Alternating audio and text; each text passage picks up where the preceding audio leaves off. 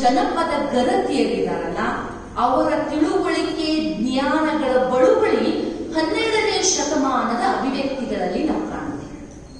ತುಂಬಾ ಚರ್ಚೆಗೆ ಒಳಪಡಿಸಿದಾಗ ಹೆಣ್ಣು ಮಕ್ಕಳ ಮಾತು ಬರಹಗಳು ಅವುಗಳೆಲ್ಲ ದಾಖಲೀಕರಣಕ್ಕೆ ಒಳಪಡದೇ ಇರುವ ಒಂದು ಸಂದರ್ಭವನ್ನ ಮುಂದೆ ಇಟ್ಕೊಂಡು 12ನೇ ಶತಮಾನದ ಸಂದರ್ಭದಲ್ಲಿ ಅವಳ ಅಭಿವ್ಯಕ್ತಿಗಳಿಗೆ ಒಂದು ವೇದಿಕೆ ಸಿಕ್ತು.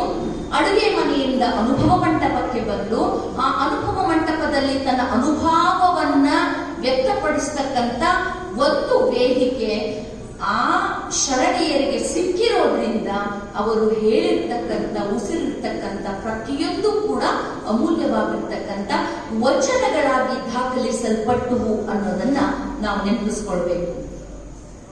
ಒಂದ್ ರೀತಿ ಜಾಗತಿಕ ಸಾಹಿತ್ಯವನ್ನ ಓದುವಾಗ ಮುಖ್ಯವಾಗಿ ವಚನ ಸಾಹಿತ್ಯದ ಅಭಿವ್ಯಕ್ತಿಗಳನ್ನ ಗಮನದಲ್ಲಿಟ್ಕೊಂಡ್ರೆ ಇದನ್ನ ನಾವೇನಂತ ಕರಿಬಹುದು ಅಂದ್ರೆ ಸ್ತ್ರೀ ಚರಿತ್ರೆಯನ್ನ ಕಟ್ಟುವ ಇತಿಹಾಸದ ಸಾಮಗ್ರಿಗಳು ಅಂತ ಕರಿಬಹುದು.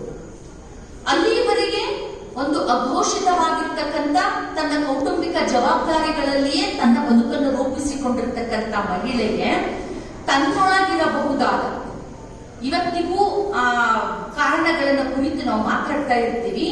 ಜಾತಿ ಅಸ್ಪೃಶ್ಯತೆ ಎಷ್ಟು ದೊಡ್ಡದಾಗಿರ್ತಕ್ಕಂಥ ಒಂದು ಸಾಮಾಜಿಕ ಕಂದಕವನ್ನು ನಿರ್ಮಾಣ ಮಾಡುತ್ತೋ ಅಂತಹದೇ ಒಂದು ಕಂದಕವನ್ನ 12ನೇ ಶತಮಾನದ ಪೂರ್ವದಲ್ಲಿನೂ ಕೂಡ ನಾವೇನ್ ಮಾಡಿದ್ವಿ ಅಂತಂದ್ರೆ ಹೆಣ್ಣಿನ ಬೌದ್ಧಿಕತೆಯನ್ನ ಒಪ್ಪಿಕೊಳ್ಳದೇ ಇರುವ ಒಂದು ಕಂದಕವನ್ನ ನಿರ್ಮಾಣ ಮಾಡಿರ್ತಕ್ಕಂಥದ್ದು ನಾವಿಲ್ಲಿ ಕಾಣ್ತಾ ಇದ್ದೀವಿ. ಅದನ್ನ ಮಹಿಳೆಯರ ಒಂದು ಬೌದ್ಧಿಕತೆಯನ್ನ ಒಪ್ಪಿಕೊಳ್ಳದೇ ಇರುವ ಅದನ್ನ ನಾವು ಬೌದ್ಧಿಕ ಅಸ್ಪೃಶ್ಯತೆ ಅಂತಲೂ ಕೂಡ